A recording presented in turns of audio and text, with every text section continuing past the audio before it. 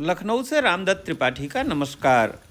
किसान आंदोलन के चलते इन दिनों खेती किसानी चर्चा में है, लेकिन जानकार लोगों का कहना है कि खेती का जो वर्तमान तौर तरीका है उससे बहुत दिनों तक ज़मीन सुरक्षित नहीं रह पाएगी और इस तरह की फसलें नहीं उग पाएंगी। सबसे बड़ा खतरा यह है कि गाँव में जानवर अब नहीं होने से गोबर और कंपोस्ट की खाद नहीं मिल रही है। दूसरे कैश क्रॉप गेहूं, धान और गन्ना के चलते ज़मीन से पानी का दोहन बहुत ज़्यादा हो रहा है, तो बहुत दिनों तक ज़मीन इस तरह से उपजाऊ नहीं रह पाएगी और पानी नहीं मिलेगा। और ख़ास करके रासायनिक खादों से ज़मीन की क्वालिटी बहुत ख़राब हो रही है। तो मैंने बातचीत की है एक प्रगतिशील किसान फूल सिंह से, जो लंबे अरसे तक विकास खंड अधिकारी यानी बीडीओ रहे हैं और खेती किसानी के मामले को अच्छी तरह से जानते हैं, एक किसान के नाते और एक रिटायर्ड सरकारी अधिकारी के नाते। एक तो गोबर ही कम हो गया, पशुओं का पालन कम हो गया। हर घर में, यहाँ हमारे गांव में तो नार चलती थी जानवरों की, दिन भर चलाते थे चरवाहे और शाम को ले आते थे, तो शाम को पैरा इतना होता था कि जो दूध नहीं देते जानवर उनको पैरा खिलाया जाता था और भैंसों को, बैलों को जो है वो भूसा दिया जाता था दाना के साथ।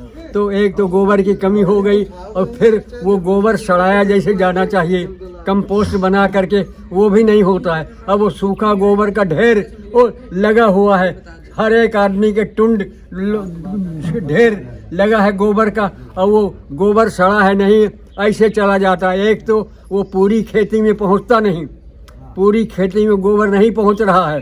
और थोड़ा सा खरीफ वाली फसल में जिसमें धान लगाया जाता है उसी में गोबर पहुंचता है, वो भी सड़ा हुआ गोबर नहीं है और सूखा गोबर पड़ा रहता है। कुछ न कुछ खैर वो तो कन्वर्शन करने में, मिट्टी की मृदा को थोड़ा वो करने में लाभ करता है, लेकिन उसमें नाइट्रोजन का तत्व तो रहता नहीं। नाइट्रोजन तो सब जो है हवा में और सूरज की रोशनी में पहले ही निकल जाती है। तो अब एक तो वो गोबर नहीं है और सनई वो नहीं, अब न कोई बोता न करता है। खेती का हाल तो बड़ा दुर्दशाग्रस्त है। अभी एक लेख मैंने पढ़ा था, रिटायर्ड प्रोफेसर हैं पंतनगर विश्वविद्यालय, कृषि विश्वविद्यालय पंतनगर के वीर सिंह जी, उनका एक लेख आया था इस पेपर में, अमर उजाला में। उन्होंने लिखा है कि पानी की इतनी, गोबर बात तो अलग है खाद की, पानी की कमी इतनी होती जा रही है, पानी इतना खर्च हो रहा है कि ये खेती बहुत दिन तक नहीं हो पाएगी। उनका कहना था कि एक किलो गेहूं पैदा करने में 115 लीटर पानी खर्च होता है, औसत है एक का, और उसी से निकाल लीजिए कुंटल का। और 1 किलो धान पैदा करने में 125 लीटर पानी खर्च होता है।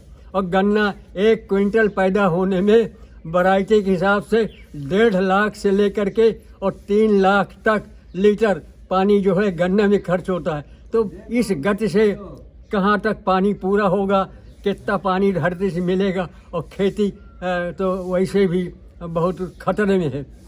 पुराने ज़माने में जो लोगों ने तालाब और कुएं से सींच करके खेती की है, और अब तक ज़मीन भी सुरक्षित बची रही है, अब ज़मीन भी असुरक्षित है।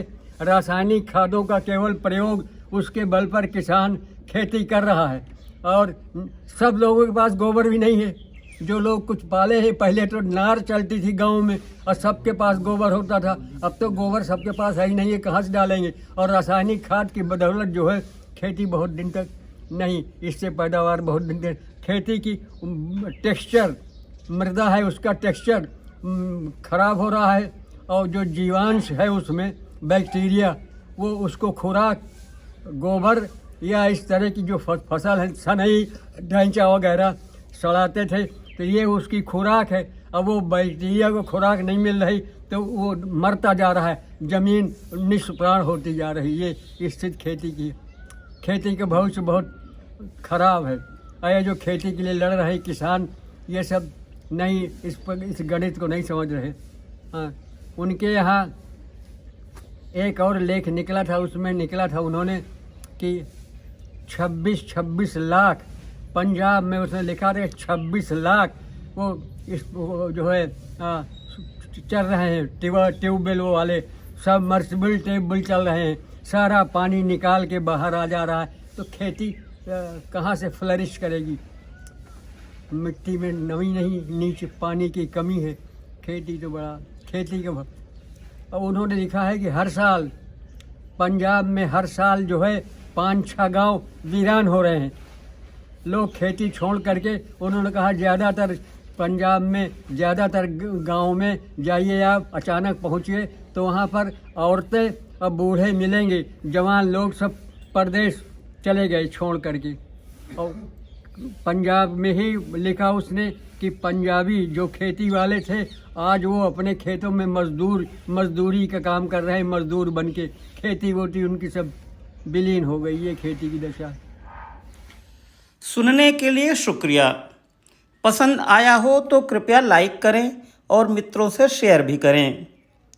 अपनी टिप्पणी लिखें और नियमित वीडियो अपडेट पाने के लिए मीडिया स्वराज यूट्यूब चैनल को सब्सक्राइब भी करें। जय जगत।